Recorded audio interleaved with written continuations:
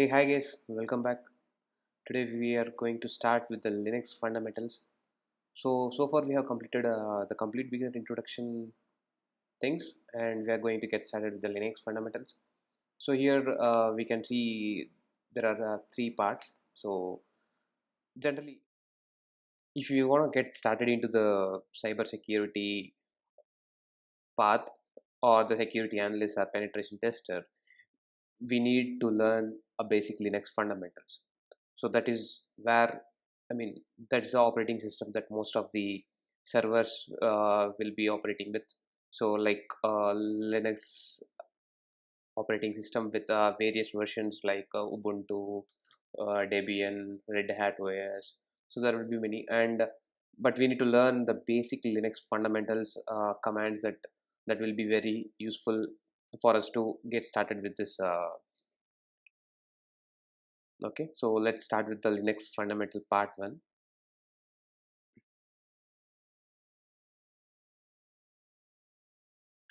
So yeah, you can see here, right?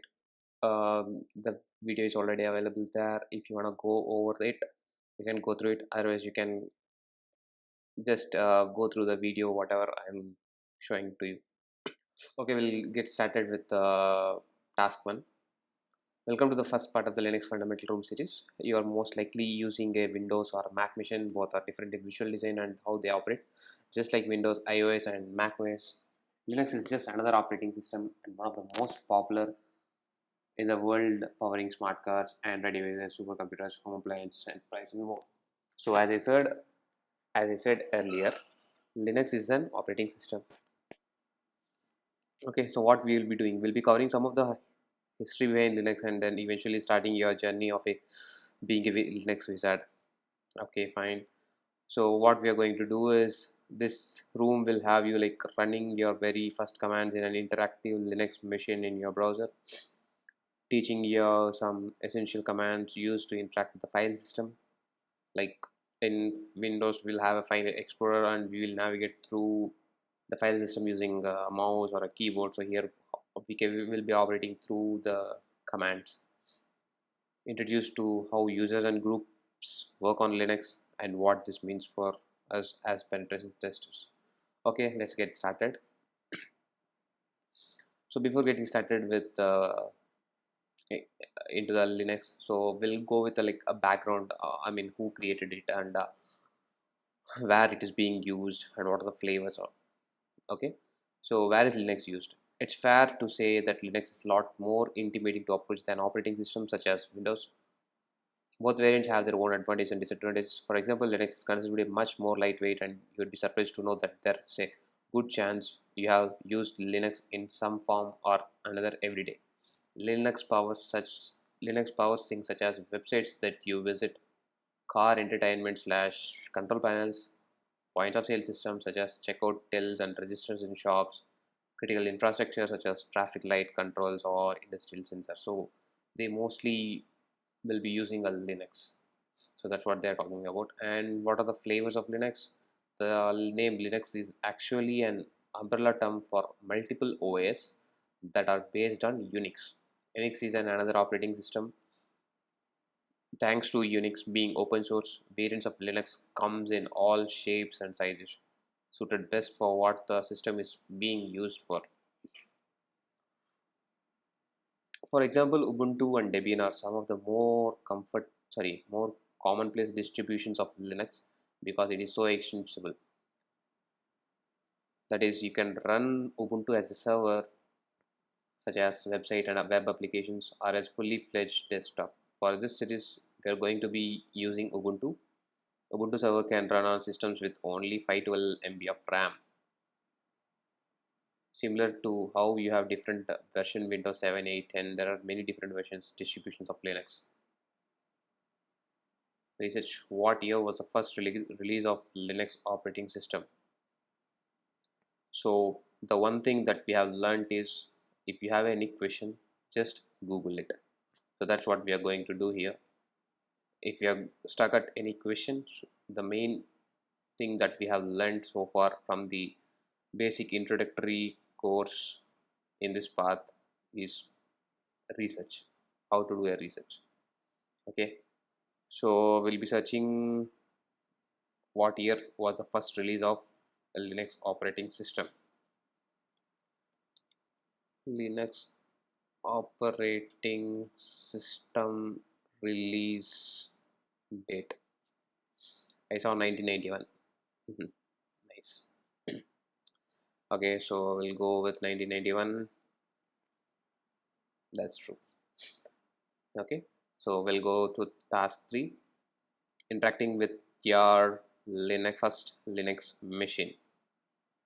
Okay, so this room has Ubuntu Linux machine that you can interact with all your within your browser whilst following along with this room material. However, to get started, simply press the green start mission button on the top right of this task indicated by the arrow on the right. So we need to start a mission. So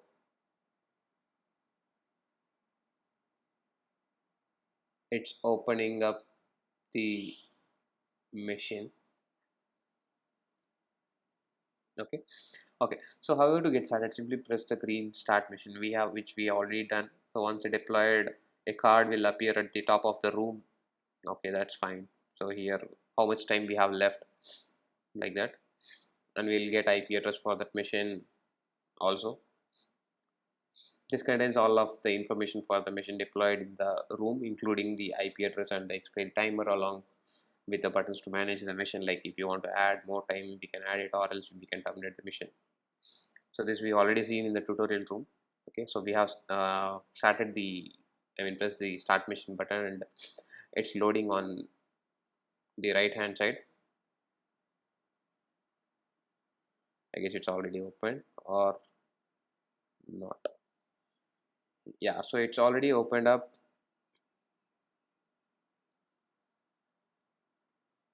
Okay, sorry, it's an image. Okay, so press okay. I have deployed my first Linux machine, so it will be loading, so I will be marked as completed as of now. So running your first few commands. So what is it? So as we previously discussed, a large selling point of using OS such as Ubuntu is how lightweight they can be. This of course doesn't come without its disadvantages. For example, often there is no GUI graphical interface, or what is also known as desktop environment, that we can use to interact with the machine. A large part of interacting with this system is using the terminal. So mostly we'll be relying on the terminal instead of using the graphical interface, because the lightweight systems, as I mentioned, the lightweight systems won't be having a GUI, so it will be mostly through the Linux, sorry, terminal.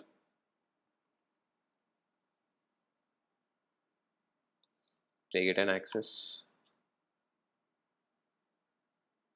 I don't see. I'm not able to type anything. Let me open it in a full screen mode. Yeah. So now I am able to access. Okay.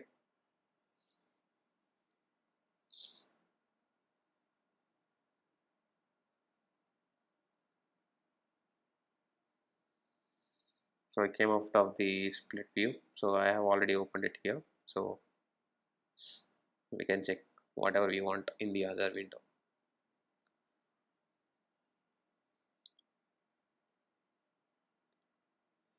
Okay, the terminal is purely text based and it is integrating at first. However, if you break down some of the commands after some time, you quickly become familiar with using this terminal. So this is what they are saying. This is how, what a terminal looks like. So as you can see here, try Acme at Linux. This is how it looks. And after that, we have this dollar symbol. So after the dollar symbol, we will be trying the commands that we need to do. Okay. So we need to be able to do basic functions like navigate to files, output their content, and make files. The commands to do so are self-explanatory once you know what they are, of course. Let's get started with two of the first commands which I have broken down in the table below. So generally I know some of the Linux commands, but anyway, I will be going through each and every text over here. Okay, this is the command and this is the description they have given. So we'll do an echo. Echo is a command and description is a output any text that we provide. Then second one is who am I? Find out what user we are currently logged in as. So generally we'll be having many users in our system, or we can create more number of users if you want. So if you logged into some user and you don't know which user you are in, so you can provide it as a who am I. That will show you the user like whom you currently logged into. And echo hello friend. So using echo, if we try to do, let's see what it is coming. Okay, echo hello. So it will be just echoing, like the printing out what we have typed. So that is the usage of echo. So let's say echo 2 or echo hyphen c hyphen. So echo is a command after which whatever the content we are giving, it will come out. Okay, and who am I?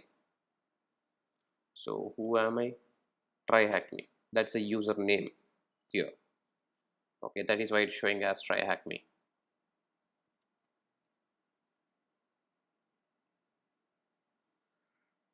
Okay, if you wanted to output the text try hack me, what command our, sorry, what would our command be? So as I said, if you want to output the text, it should be echo try hack me. Okay, so we need to give the echo command, then followed by space, then quotes, and type try hack me and in the quotes. Let's say we remove the quotes. Yeah, that's a correct answer.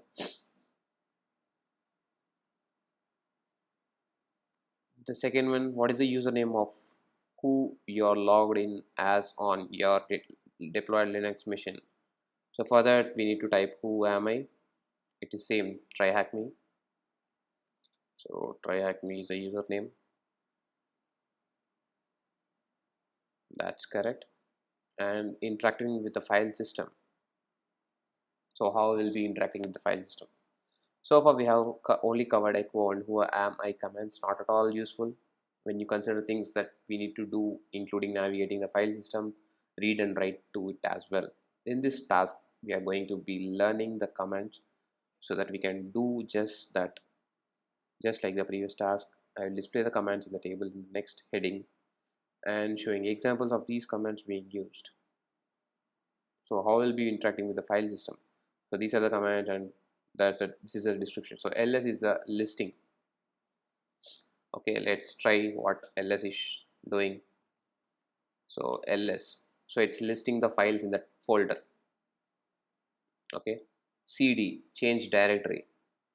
So generally, let's say if I give cd, it's not doing anything, right? But we need to change the directory, so we need to go into some folder. So what we need to do, it's like cd folder 1. This is how you will enter into the folder. If you just give cd, you will come back to your home directory, you see. So this is tilt is your home directory, and folder 1 is a folder inside that home directory.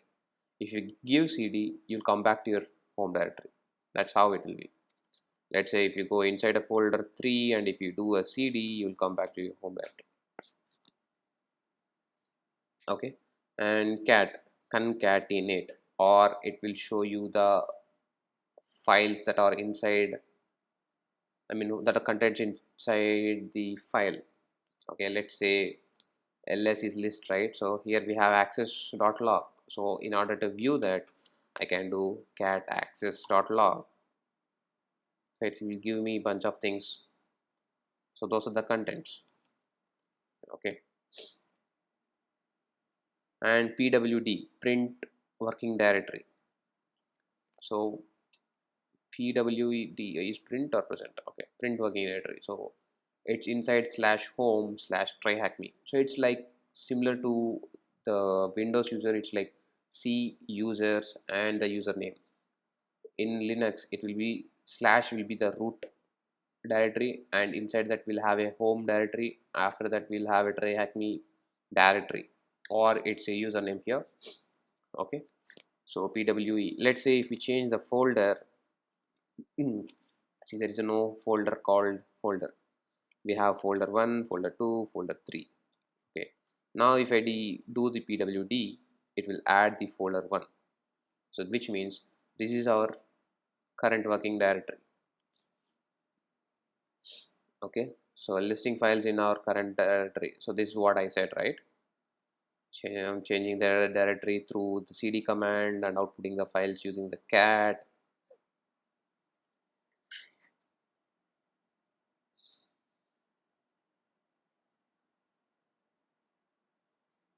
Okay, so yeah, let's break this down, or we'll answer the questions. On the Linux machine that you deploy, how many folders are there? I said, right, folder 1, folder 2, folder 3 and folder 4, which means there are 4. What directory contains which directory contains a file? I guess we didn't check. Maybe we can list whatever folder. Oh sorry, we are already inside folder 1. It doesn't contain anything, so I'm going back. Or folder 2, it doesn't contain anything. Folder 3, folder 4, yeah, folder 4 has some content. So which directory contains a file? Folder 4. What is the content of this file? So we need to see what is inside that file. So I will be changing my directory to folder 4, and I will be using ls to list out whether it has or not, and for viewing it I will be using cat, which shows us the output or the content inside the node.txt. It says hello world. Okay, it says hello world. Use the cd command to navigate to this file and find out the new current working directory. This file means this file which we already present over there, and if we do a pwd, it gives us the control copy. It should work it out. I'm not sure it's not working. Okay, so I need to copy this and paste it. So we have finished task 5, and task 6, searching for files. So how do we search? So one is like you have to give the ls means it will list out the files and folders. Let's say if we have a folders, we have to go into the folder like using a cd, then you do a ls, right? So that will take more time. So in order to avoid that, what we will be doing, we can use a command such as find to automate these things. Like it will search all the folders that we want to search, and whatever the file that you are looking into it, we can get it easily using this find command. So how to use this find command?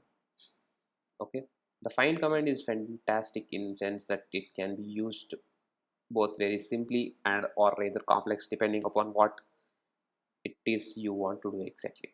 Okay, let's see the snippet here. So using ls to list the contents of the current directory. So using ls, it says like desktop, documents, pictures, folder 1. So I see these, all these 4 are folders. Now of course directories can contain even more directories within themselves. As I said, they will have more number of directories. There may be chances that there may be more number of directories inside these directories. So it will be very hard to find out the file that we are looking for by navigating each and every directory. So in that case, we can use find command to do this job for us. Okay, so let's start simple and assume that we already know the file name of the file we are looking for easier way to find out how we can use the find command, but cannot remember where it is exactly. So in this case, we are looking for passwords.txt.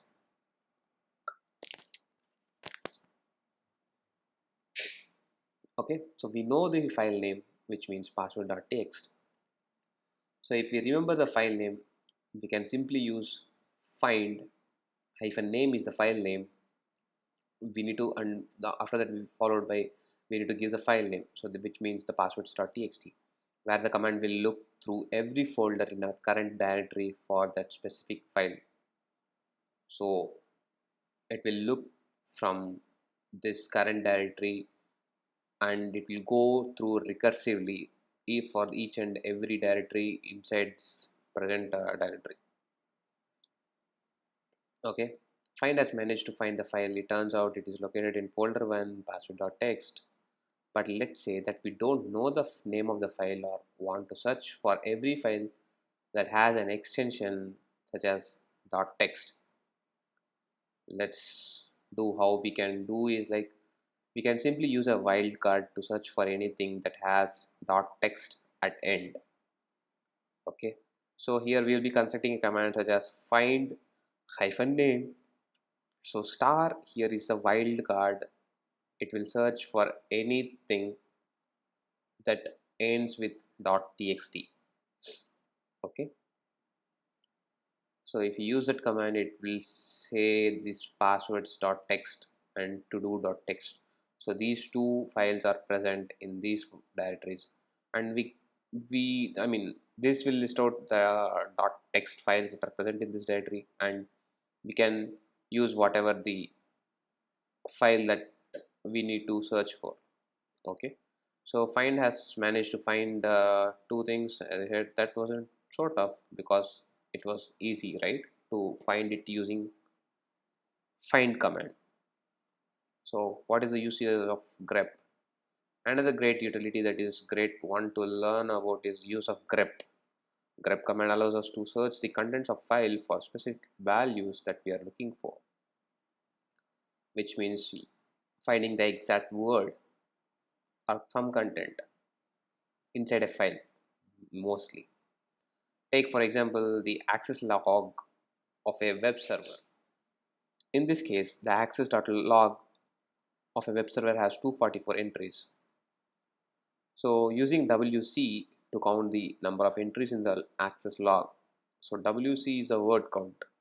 So it will list out the number of words that are present in the access.log. Okay.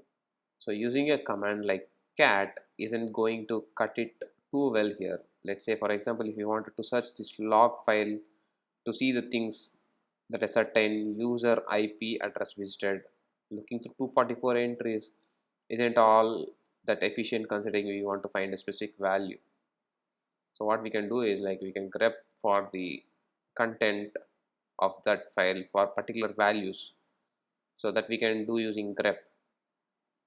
Okay, so going with the example of a web server access log, we want to see everything that the IP address, this particular IP address has visited.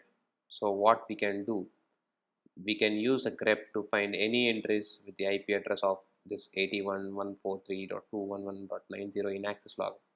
How? We need to give the grep command followed by the content that we need to look into it and where you need to search it, which file you need to look into it. So if you give that, it will give you the proper thing. Or else I have one more way, which is, let me show you. We have access log, no, right? Okay, where is the access log? It is in access log. So what I can do, I can do cat access.log pipe grep. So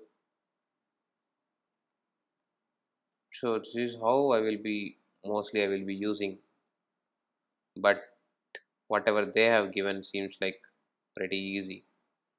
So I may need to follow that method from, I mean, sooner.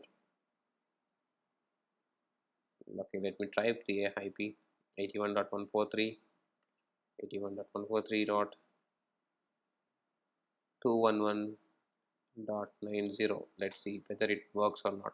It doesn't work. Let us give codes here, whether that is present or not. No. Okay, let's try the content they have given. Grep. If it really works, then cat doesn't help here. 211.90 access.log. So they have given example, not the proper thing, I guess. Okay.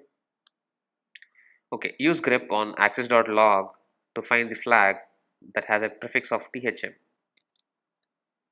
Okay. So we need to grep for thm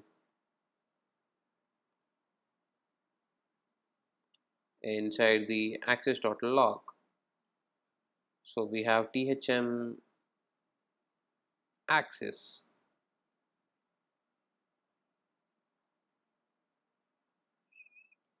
Thm access, and still haven't found what I'm looking for. Still haven't found what I'm looking for. We already completed it, right? I don't know what they're looking for. Okay, let's say an introduction to shell operators. So shell operators is like terminal, it's a shell, right? So we know most of the programming languages use this and, double and, greater than, double greater than. But how these symbols or operators that are being used in shell or a terminal in the Linux. Okay, so and what it will do, this operator allows you to run commands in the background of your terminal, which means it will be running in the background if you give the ampersand command. Okay, so what is a double ampersand? This I really don't know. So this operator allows you to combine multiple commands together in one line of your terminal. Combine multiple commands. Nice. So greater than is a redirect operator, meaning that we can take the output from a command such as using cat to output a file and direct it to elsewhere. Double greater than, this operator has the same function of the greater the operator, but it appends the output rather than replacing. So which means a single greater than will replace the entire content that we have given, and double greater than will append to the existing file or the content. Okay, so here we know that ampersand will give a command and will followed by ampersand. It will run in the background, and double ampersand will give a command and will do double and command 2, which means it will run two commands. So however, it's worth noting that command 2 will only run if command 1 was successful, otherwise it won't run. Okay, so as I said, if you use a single, I mean greater than, it will remove the contents and it will overwrite it. Let's say what here they're doing, echo howdy, it will print howdy on the terminal. Let's say if you want to write it to a file, we'll be doing an append here. Sorry, not append, we'll be writing the content hey to the welcome file which we created using this terminal. Okay, and after that there the file will be present here. So let me show you. So here we don't see any file, right? So let's say cat hey greater than, sorry, welcome, sorry, not cat, echo hey greater than welcome, and you can see the file has created welcome. Okay, so this one is wrong. I mean there is no such file or directory cat hey.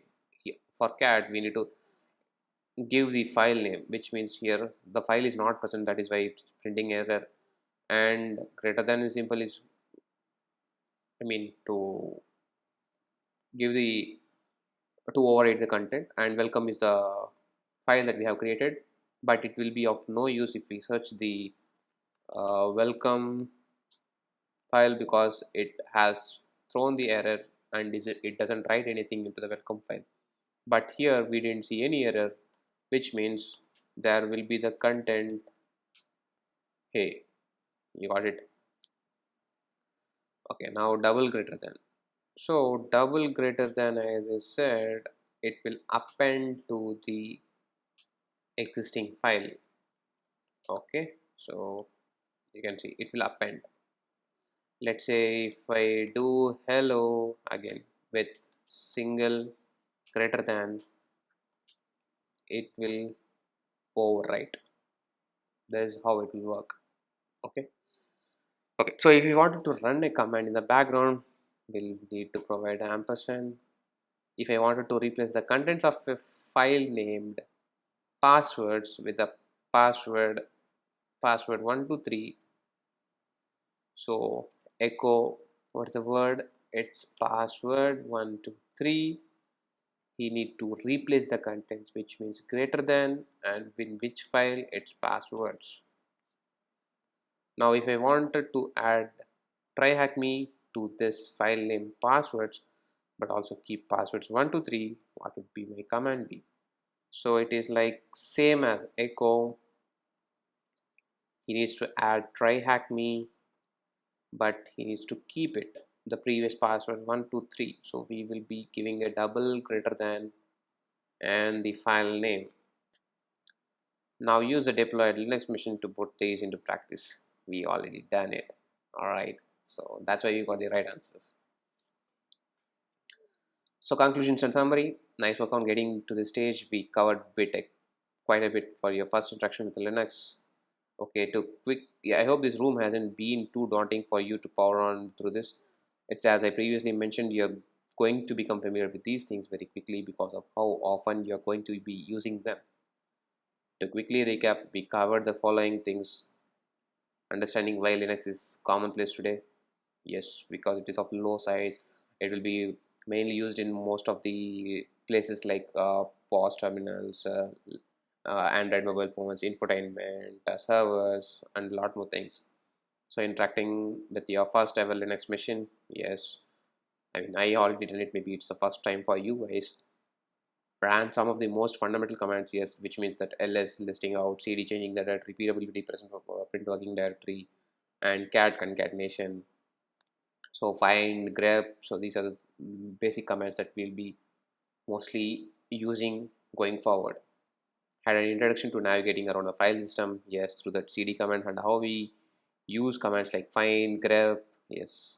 Power up your commands by learning about some of the important shell operators, yes, which means that ampersand, double ampersand, greater than, double greater than.